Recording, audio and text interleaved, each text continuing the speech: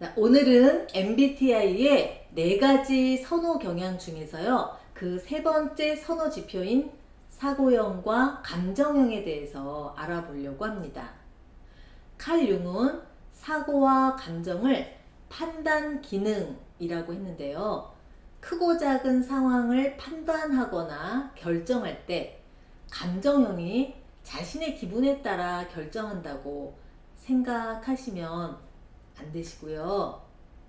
일단 감정형에 대해서 말씀드려 볼게요. 감정은 내 안에 축적되어 온 무언가에 대한 마음, 가치관 같은 개념입니다. 이렇게 말씀드리면 감정은 왔다 갔다 하는 것 아니냐고 할 수 있는데요. 우리가 생각하는 그 왔다 갔다 하는 그것은요, 감성이라고 할 수 있어요. 즉, 상대방의 외모가 마음에 든다거나 상대와 함께한 시간이 즐거웠다거나 와 같이 외부 자극에 의해서 순간적으로 드는 그 느낌을 감성이라고 합니다. 순간순간의 감성들이 모여서 내 안에 축적되면 감정이라고 할 수 있죠. 따라서 감정은요, 원래 마음속에 간직되어 오던 것이기 때문에 가치 판단, 즉 칼 융이 말하는 판단 기능의 기준으로 쓸 수 있어요. 자, 이제부터는요, 감정 중에서도 구체적인 감정과 추상적인 감정이 있다는 걸 말씀드려 볼게요. 자, 구체적인 감정은요, 자신의 개인적인 경험이나 또 감성으로 차곡차곡 쌓여진 그 무엇, 그것이 감정이죠.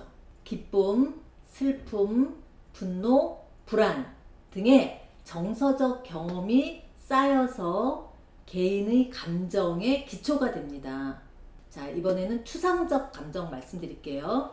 추상적 감정은요, 개인적인 경험에 의존하지 않는 감정, 즉 인류의 박애정신, 자비와 같은 보편적인 윤리적 감정을 말합니다.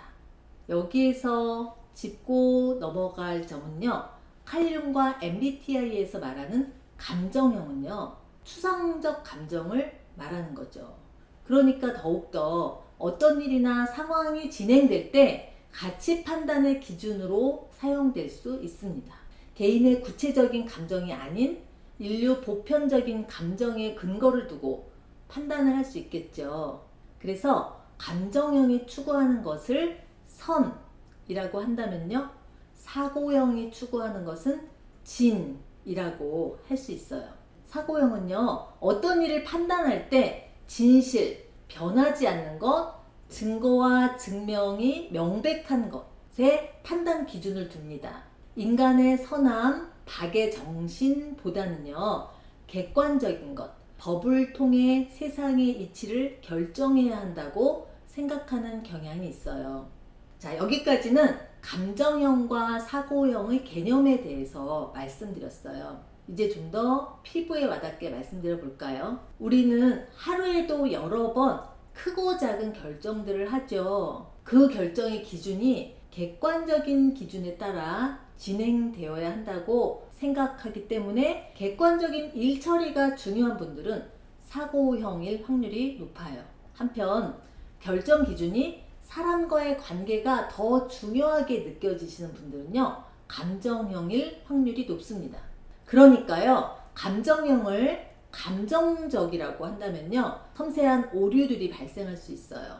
감정형이라고 한다면요, 앞에서 말씀드렸듯이 개인의 구체적인 감정이 아니라 일률적인 감정을 말하는 것입니다. 그렇기 때문에 사람과의 관계가 중요하신 분들이 감정형일 확률이 높다고 할 수 있어요. 자, 그렇다고 사고형이 감정이 적거나 약할 것이라고 생각하기 쉬운데요, 실은 그렇지 않죠. T 유형도 F 유형 못지않게 자신의 구체적인 감정을 당연히 표현하고 느낄 수 있죠. 그런데 감정형 지표는 추상적 감정, 즉 인류애적 감정을 나타낸다고 말씀드렸죠. 그래서 감정형은 다른 사람을 배려하느라고요, 자기가 원하는 바를 마음껏 추구해 나가지 못하는 경향이 있기도 해요. 또는 애초에 욕심이나 야망도 좀 적은 거 아닌가? 이럴 수 있고요. 갈등을 피하려는 경향도 큽니다. 자, 이에 비해서 사고형은요, 구체적인 대상에 대해서는 감정형 이상으로 깊고 강한 애정을 가질 수 있어요. 사고형은 개인적인 호불호가 분명할 확률이 높아요.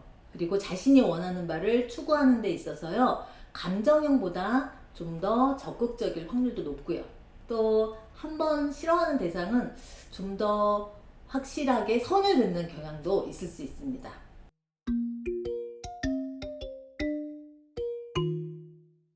자, 이번에는 사례를 통해서 여러분들에게 질문을 드려볼게요. 자, 여러분들이 지금 무척 중요한 회의에 참석 중입니다.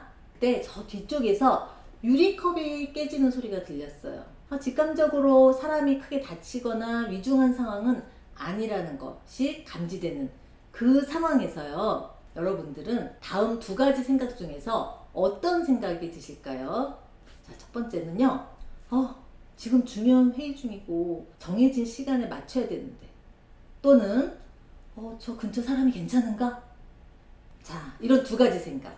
이렇게 질문을 드리면요, 아유, 저 두 가지 생각 다 들어요 라고 말씀하시는 분들도 계세요. 그런데 다시 한번 생각해 보세요. 두 가지 생각 중에서 순간적으로 좀 더 명확하게 드는 생각이 어떤 것인지요.